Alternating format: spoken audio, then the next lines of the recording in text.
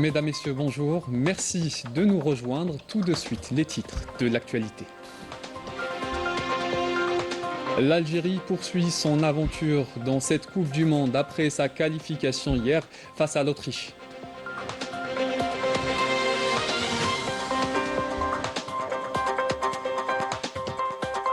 Les membres de la communauté algérienne établie à l'étranger continuent de se diriger aux urnes pour élire leurs représentants au Parlement.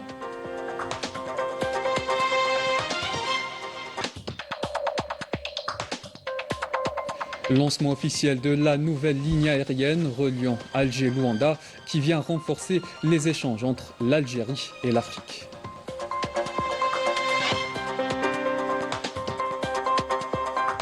En Belgique, saisie de plusieurs tonnes de résine de cannabis et de cocaïne en provenance du Maroc.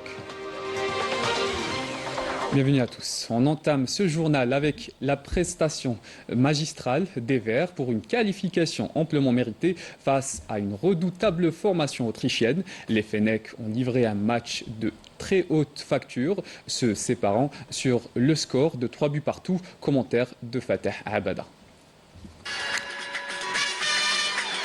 Feu d'artifice, frissons et scénario hitchcockien du football algérien. Au bout d'une rencontre complètement folle, intense et irrespirable, l'Algérie a décroché son billet pour le prochain tour en tenant tête à une redoutable équipe d'Autriche sur le score de 3 buts partout.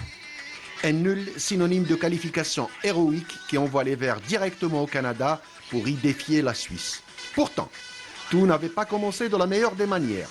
Malgré une maîtrise globale du jeu, ce sont de la fierté et un allant offensif capable de bousculer n'importe quel bloc européen. L'escale le Canada face à la natie suisse.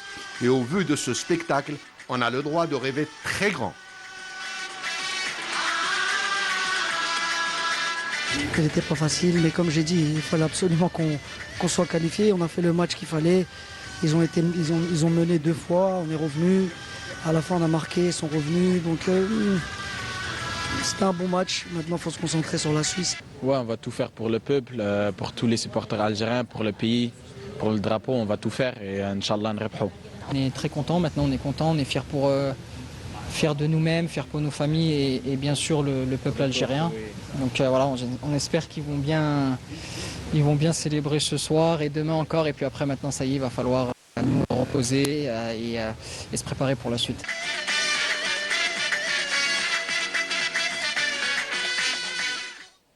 Et après avoir réalisé une belle performance en inscrivant 2 des 3 buts de l'Algérie face à l'Autriche, Riyad Mahrez a reçu le trophée d'homme du match, une juste récompense pour le capitaine des Verts qui pourrait rééditer cette performance vendredi prochain face à la Suisse.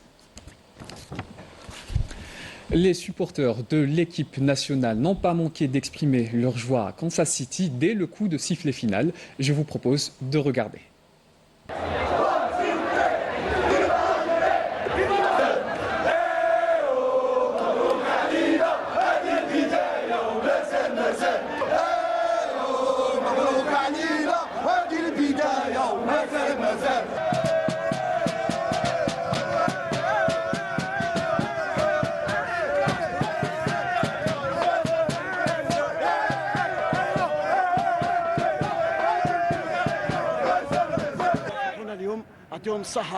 يعطيهم الصحة فرحونا اليوم إن شاء الله لا بروشين لا سويس إن شاء الله 1 2 3 فيفا l'Algérie 1 2 3 we are Algérie 1 2 3 vive l'Algérie.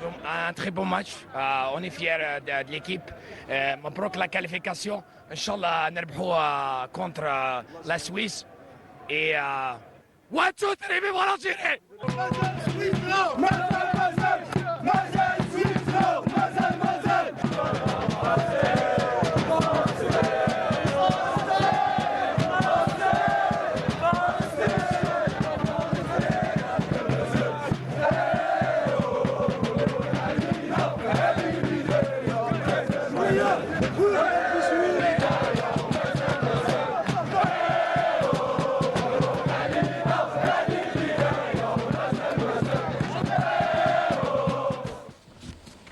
Même ambiance dans le pays. Les Algériens n'ont pas manqué l'occasion de fêter à coups de klaxon la qualification des Verts un peu partout sur le territoire national. Je vous laisse apprécier.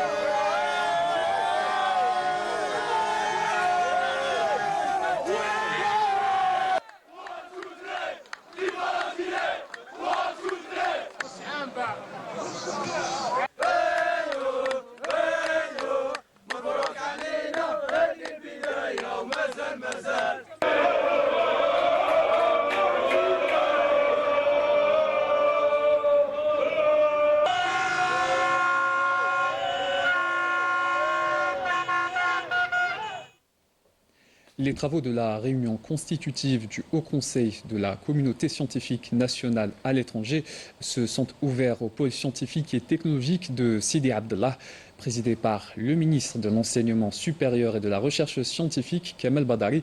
La rencontre a réuni 24 grands chercheurs et scientifiques algériens établis à l'étranger, ainsi que 7 autres participants par visioconférence. Deuxième jour des législatives à l'étranger où la communauté poursuit l'élection de ses représentants à la Chambre basse du Parlement, direction Marseille, où nous retrouvons en direct notre envoyé spécial, Lilia Benassak. Lilia, bonjour. Comment se passe ce deuxième jour du scrutin? Cette deuxième journée d'élection législative, nous sommes dans...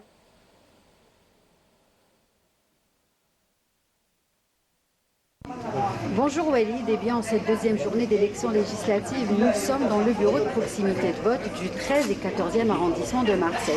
Alors ces bureaux ont été mis en place pour justement rapprocher le scrutin de la communauté, comme nous l'explique mon invité de ce matin, M. Salim Grapsi, délégué de l'ANI ici à Marseille. Monsieur, bonjour. Bonjour Lilia. Effectivement, on se trouve dans un bureau de proximité dans le 13e et 14e arrondissement de Marseille. Il y a 200 000 personnes qui vivent dans ces territoires-là, dont 70% de la communauté algérienne. Le but de créer des bureaux de proximité, c'est pour permettre aux citoyens algériens d'être au plus près de ces bureaux-là pour avoir une facilité au niveau du vote. C'est ce qui se passe, on en est heureux. Ce matin, on constate qu'il y a un engouement. Est-ce dû à la qualification de l'Algérie pour les 16e de finale? Je ne sais pas, mais en tout cas, moi, je le pense. Et du coup, depuis ce matin, on a énormément de personnes qui viennent voter. Je tiens à remercier le président de la République, à travers lui, l'ANI, l'autorité nationale indépendante des élections, de nous donner les moyens humains et financiers de pouvoir le faire. Et cette opération sur Marseille ne pourrait pas se faire sans l'appui du consul et des agents consulaires qui nous prêtent la main pour que cette élection législative 2026 soit un bon cru. Merci monsieur. Eh bien, ces bureaux sont donc ouverts chaque jour jusqu'au 2 juillet de 8h à 20h. La communauté algérienne établie dans la cité phocéenne est donc appelée à se mobiliser et à venir accomplir son droit de vote. Merci Lilia pour ces précisions. Les membres de la communauté algérienne établie à l'étranger n'ont plus que 4 jours pour élire leurs représentants à la première chambre du Parlement. À Marseille, les électeurs ont commencé à se rendre aux urnes dans de bonnes conditions. Le point avec Lilia Benassak. C'est le jour J. À Marseille, la communauté algérienne est appelée aux urnes pour élire ses représentants à l'Assemblée populaire nationale. Dès les premières heures de la journée, les électeurs se présentent dans les bureaux de vote, animés par le sentiment d'accomplir un devoir citoyen. Je suis venue voter parce que c'est notre devoir en tant qu'Algérienne. Bien sûr, le bled, l'organisation elle est bien. Je suis venue trop tôt parce que la chaleur. Voilà, c'est très bien. C'est bien organisé. وتحيا بلادنا وجيت نفوطي ونعطي صوتي للجزائر باش ما كان نشارك.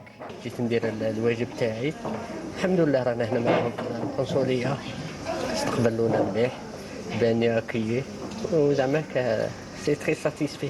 Au sein des 6 bureaux installés au consulat général d'Algérie à Marseille, tout a été mis en œuvre pour assurer un déroulement fluide du scrutin. Grâce à la mobilisation des services consulaires, des présidents de bureaux, des assesseurs et de l'ensemble du personnel mobilisé. Je fais partie du CEFA, donc du comité étudiant franco-algérien de Marseille. Et aujourd'hui, avec mon collègue Manef, on est à l'accueil. Donc notre mission, c'est d'accueillir les gens qui viennent voter, de les rechercher sur les listes et de leur indiquer leur bureau de vote. Je suis à un agent là pour vérifier les noms, pour trouver les gens sur la liste. Et si jamais on ne les trouve pas, on va les enregistrer et pour les aider pour essayer de voter. À Marseille, la mobilisation est donc observée avec attention. Au-delà du taux de participation, cette journée est aussi un moment d'expression démocratique où chaque bulletin déposé dans l'urne reflète la volonté des citoyens de prendre part à la vie politique de leur pays d'origine. Direction à présent Pontoise, on rejoint en duplex donc notre envoyé spécial Yamina Saidi. Yamina, bonjour, quelle est la situation sur place ? Bonjour Walid, bonjour à tous. Nous sommes en direct de Pontoise, à environ 20 km de Paris. Cette circonscription consulaire est celle qui compte le plus grand nombre de bureaux de vote, avec un total de 15 bureaux répartis sur 5 centres. Les opérations de vote se poursuivent ici, comme partout en France. Jusqu'au 2 juillet, les électeurs se dirigent progressivement vers les urnes pour accomplir leur devoir électoral. L'opération se déroule dans de bonnes conditions, très fluide et calme. Voilà ce qu'on pouvait dire pour l'instant. Nous reviendrons vers vous avec plus de détails dans les prochaines éditions. Merci à vous Yamina pour ces informations. Alors, toujours en France, dans le bureau de Pontoise, les Algériens continuent de se rendre aux urnes malgré les fortes températures. L'opération a débuté hier dans de bonnes conditions et une grande émotion. Les détails avec notre envoyé spécial Yamina Saidi. Il est un peu plus de 11 heures au consulat général d'Algérie à Paris. Depuis l'ouverture des bureaux de vote ce matin, les premiers électeurs se succèdent. Certains n'ont pas voulu attendre, comme cet Algérien installé en France. Debout depuis 6 heures du matin, il est venu accomplir son devoir électoral dès les premières heures de la matinée. Avant-hier, je ne pouvais pas venir parce qu'il faisait trop chaud. Aujourd'hui, je me suis levé à 6 heures du matin. D'abord, je me suis levé avant pour regarder le match. Une fois qu'on a fait un match nul, je suis venu pour voter, pour faire mon devoir de citoyen. Comme ça, ce soir, je dors tranquille. J'ai fait ce que je dois faire, mon devoir. Des profils différents, des parcours parfois marqués par de longues années d'expatriation, mais un même rendez-vous avec les urnes. Chacun exprime ses attentes et ses espoirs quant aux résultats de ces élections législatives. Les élections, déjà, premièrement, je vote pour l'Algérie, parce qu'il faut. Surtout que maintenant, ça évolue, ça avance. Mes attentes, moi, habitant ici, ça fait 70 ans que je suis là. Alors, je n'ai pas encore... je ne sais pas comment ça marche en Algérie. Pour preuve, je vais rentrer en Algérie, j'ai tout vendu ici. Tout vendu pour partir en Algérie. Parce qu'ici, la France reste. Et étant donné que la nouvelle Algérie avance, Inch'Allah, comme toi, vous vous occupez de l'Algérie et vous en prenez soin. J'ai toujours voté, même dans le parti. À voter. Mais j'ai voté selon ma conscience. À chaque fois, je vote, oui, mais bon, ça fait depuis presque 20 ans, 25 ans que je suis là. J'aimerais bien avoir du nouveau. Je vote pour leur mémoire, pour les millions d'Algériens qui sont morts pour avoir notre dignité, qu'on puisse voter. Voilà. Vous êtes ici depuis longtemps? Vous votez à chaque fois? Je suis né là, mais écoutez, il n'y a plus de place, moi. Moi, je fais 3 ans d'armée en Algérie, madame. C'est une obligation chez nous. Et voilà, je vote pour ne pas oublier qu'on nous a donné une dignité et qu'on puisse voter. Voilà. Je suis venu pour voter. J'ai choisi la personne et puis j'ai voté, c'est tout. Pour les responsables de l'autorité nationale indépendante des élections, le scrutin se déroule dans de bonnes conditions. Ils reviennent sur l'organisation de cette deuxième journée de vote et l'affluence enregistrée. Au consulat général de Paris, aujourd'hui, la participation est correcte. Nous constatons l'arrivée des votants de plus en plus en masse. Aujourd'hui, les conditions restent réunies et resteront réunies jusqu'à la fin. Donc les élections ont lieu du 27 au 2 juillet. Nous vous attendons pour voter. Une participation qui gagne progressivement en intensité au fil des heures, avec des électeurs qui continuent d'affluer dans les différents centres de vote. Les électeurs algériens établis dans la circonscription consulaire de Créteil ont également répondu présent dès les premières heures de la journée. Les électeurs sont répartis sur 3 centres de vote et 16 bureaux. Les détails avec Afef Belhouchet. L'un des 3 centres de vote de la circonscription consulaire de Créteil. Depuis l'ouverture des bureaux, un flux continu d'électeurs rythme cette première journée de scrutin. الاستقبال كان جميل مليح الاجواء رائعه الجزائريين بزاف ما شاء الله هذه هي ربي يوفق الجزائر وتحيه الجزائر. Même ambiance au centre principal, au siège du consulat d'Algérie à Créteil. Pour certains, cette journée est aussi un moment de partage.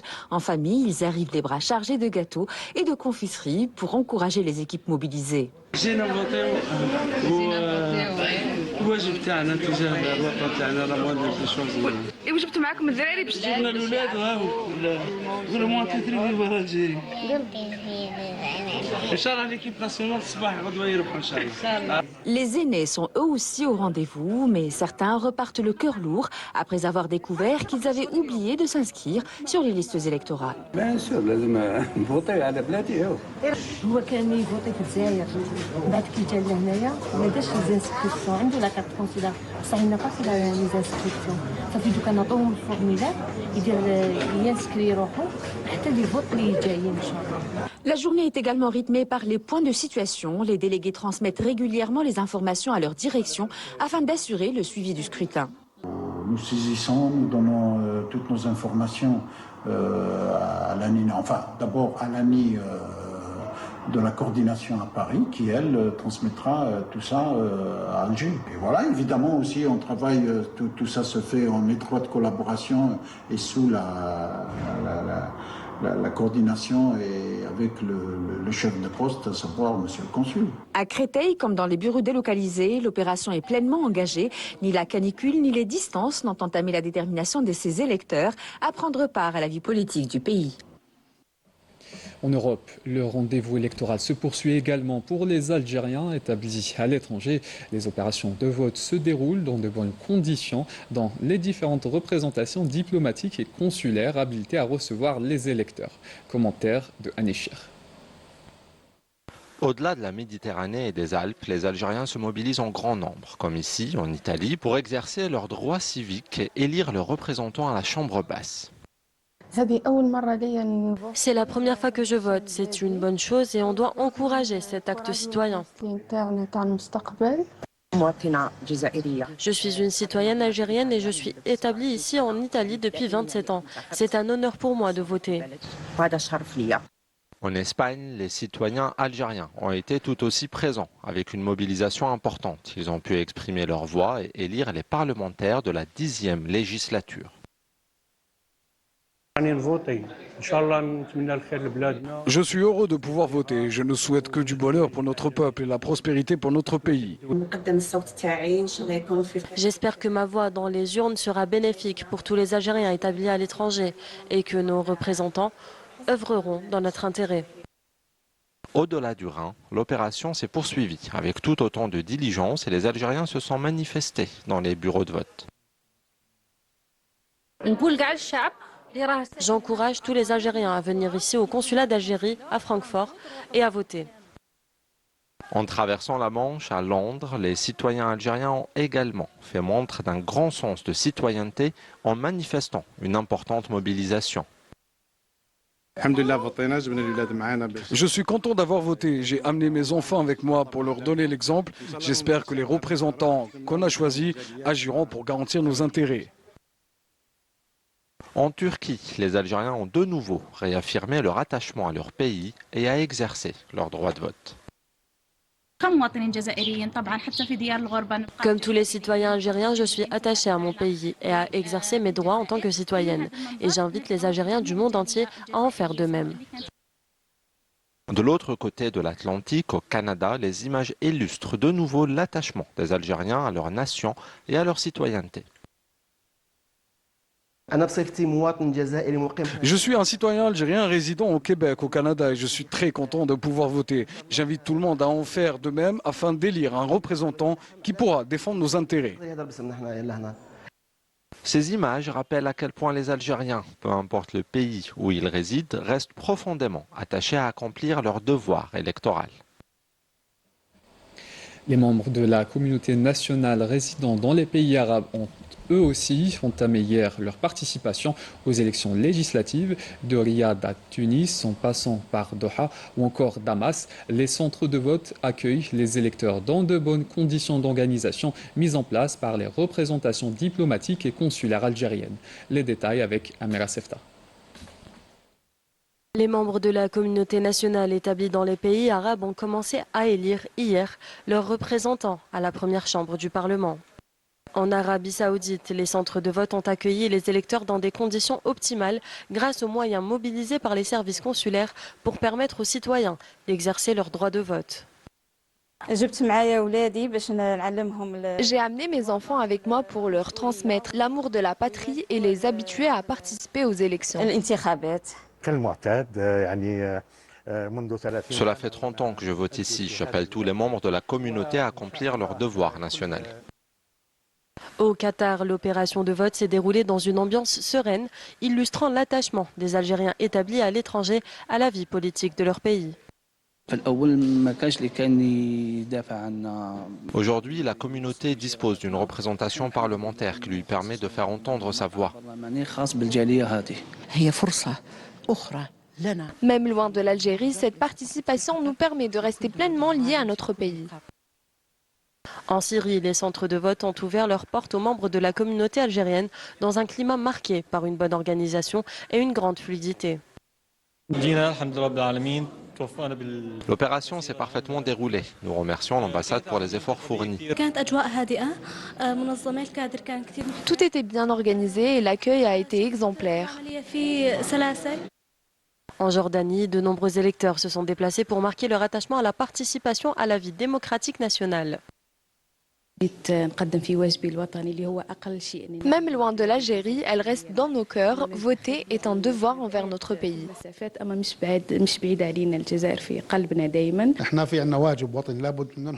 Il est de notre responsabilité de participer à l'élection de nos représentants. Je suis venu directement de l'aéroport pour voter et je suis convaincu que chaque vote compte. En Tunisie également, les bureaux de vote ont enregistré une participation de la communauté nationale dans une atmosphère marquée par l'organisation et la mobilisation. C'est un devoir, malgré la distance, nous restons engagés pour notre pays. À travers l'ensemble des pays arabes, le scrutin se poursuit dans de bonnes conditions organisationnelles, marquées par une mobilisation qui illustre l'attachement de la communauté nationale à l'exercice de son droit électoral. La nouvelle ligue Alger-Luanda, capitale angolaise, a été lancée ce vendredi soir depuis l'aéroport international d'Alger, Houari Boumedienne. Ce vol inaugural s'est déroulé en présence de représentants du ministère des Affaires étrangères, de la communauté nationale à l'étranger et des Affaires africaines, de l'Agence nationale de l'aviation civile, de l'ambassadeur d'Angola en Algérie, Toko Diakenga Serrao, ainsi que de cadres d'Air Algérie et d'autres organismes nationaux. On écoute. Ce vol ouvrira de nouvelles perspectives dans tout son ensemble, que ce soit sur le plan des relations bilatérales entre nos deux pays, que ce soit sur ce que ce vol pourra être comme contribution au rapprochement entre le peuple algérien et le peuple angolais. Il y a des volets culturels liés non seulement aux acteurs sociaux, mais vous pouvez imaginer combien ce vol va contribuer pour nos étudiants, pour nos chercheurs, pour nos hommes d'affaires.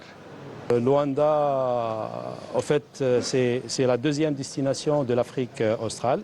Et donc, à travers ce réseau que Air Algérie est en train d'élargir. Donc ça va permettre aux voyageurs africain justement donc maintenant de faciliter son déplacement dans le continent africain, donc dans tout le territoire africain, donc du nord en passant vers l'Afrique de l'Afrique centrale, l'Afrique de l'Est et l'Ouest jusqu'à l'Afrique australe.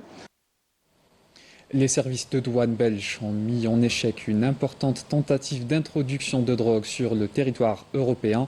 Plusieurs tonnes de résine de cannabis et de cocaïne dissimulées dans un conteneur en provenance du Maroc ont été saisies. Le Marzen est une fois de plus pointé du doigt dans une enquête internationale liée à la drogue. Commentaire signé Milad Hanin.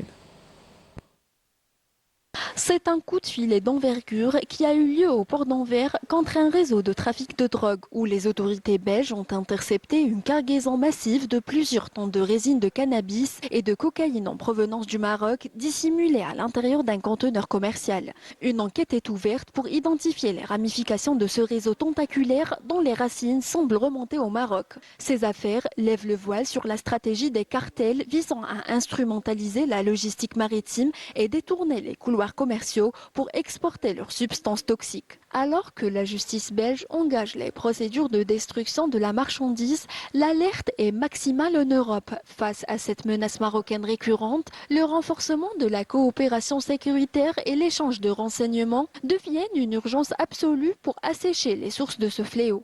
Au-delà de la saisie, ce dossier brûlant interpelle la communauté internationale. Face à un narcotrafic qui menace directement la sécurité et la santé publique, l'action collective reste la seule arme pour neutraliser définitivement ces réseaux et couper la route aux barons de la drogue.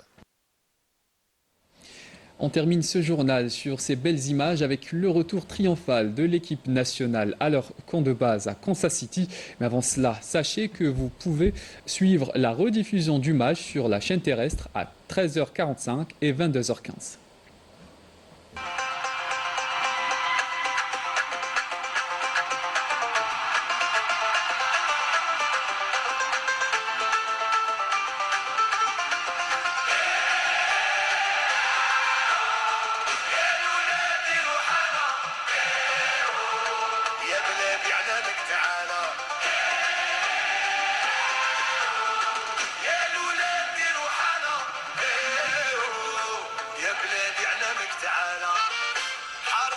حارس المرمى حارس المعجزات يتصدى لكل هجمه يقود العامل جدا الحديد